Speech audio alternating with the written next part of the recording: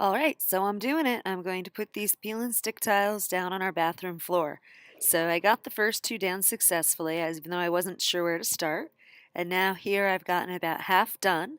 I tried to cut some of them with just like a razor knife, but I actually found kitchen scissors were easier to cut it with. Some of them I had to cut twice and I messed up a time or two, but in the end I got them all done. And then, of course, I had to take the trim off to put the tiles down, and the trim was not this color originally. So I had taken all the trim outside in the backyard and spray painted it first, and then I had to bring it back in and put it back down. Okay, so as I was saying, I'll get the trim put in back there, and I had another piece of trim over there, and then there's just a couple seams. So like you see down over there, it was hard to get the tiles to fit. I had to unbolt the toilet and lift it up and then cut and slide the tiles underneath, so in case we ever had a different toilet with a different profile, it'll line up. I'll probably go back to Home Depot and get 2 more tiles just to have as spares in case anything happens to one of these. We can just take it up and put a new tile down. And then along the baseboard of the cabinet there, I'll probably get like a little quarter round. These molding strips here, which are flat, came with that wall, but in other parts of the RV we'll be refinishing it, we'll do quarter round. So I'll do a quarter round along there and all the way to the back, and then along the back area there, just to keep the tiles all in the corners down nice and firm.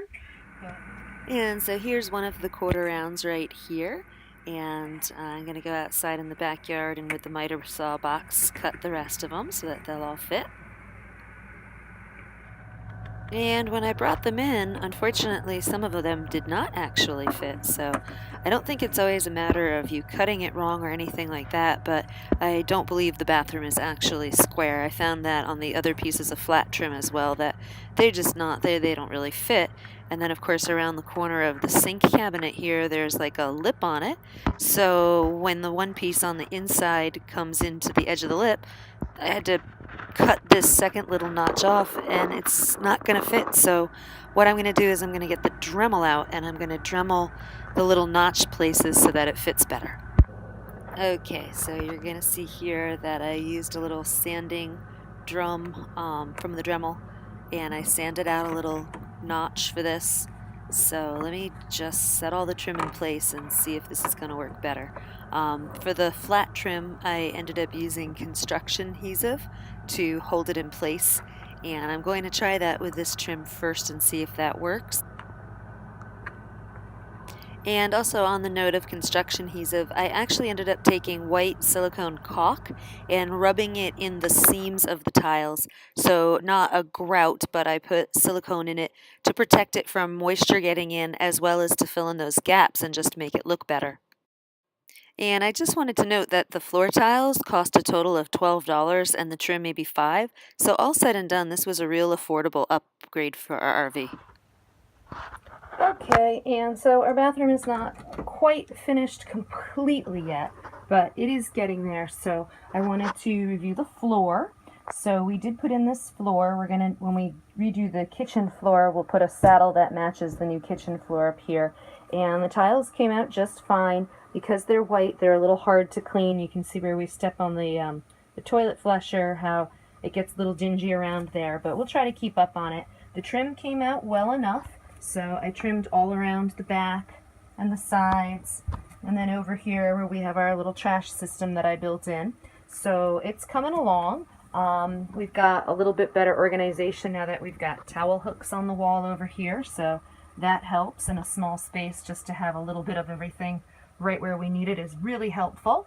Cabinet wise, we're doing fine as far as where our storage is. I still might put fabric over this one to close that off, and then on the inside I never ended up painting it, so when you look really closely you can see the color difference in there. So I might just put down the white shelf paper like we have in our kitchen on the shelves. So the only projects left here is to finish out the fan system. We want to do a fantastic fan, and I want to hang a piece of art or two over here on this big bare wall area. And the bird is situated in here pretty nicely. It just requires that little tray of food. We had been keeping her in the shower, but now that we've got our shower head, and that all works. And I had to take all the caulk off around the bottom. So I'm going to talk a little separately about this. So I didn't know this, but when we got into our RV here, the first thing I said when I went to clean up was, oh no, we've got like this space over here, and water's going to get in there and it's going to get moldy, and that's not going to work out at all. So I caulked it. Well, the caulk then got really dirty, as you can see in some of the videos where we had the bird sitting in here and everything. And I was like, well, what do we do now? So as I was trying to clean it, I couldn't, and it turned out it was because it was all underneath and behind the caulk. So up at the top of the shower, I guess this part here is opened, so air can get down through and then circulate down around the bottom of the tray, and then the tray builds in and comes up. So some of you people watching that probably already know that caulking around here is stupid. It was quite a bad chore to undo all the caulk around here, but I did, and now we've got a functional shower. Last piece of that is to just get the hot water working again. It's Florida though, and so taking a cold shower is not really that cold. So all said and done with our new bathroom and the new floor and paint and white cabinets and dark vanity instead of light brown like everything else, and new towels and everything, I'm pretty happy with it. So just a couple little bit more touches and we will have a perfect bathroom. Yay!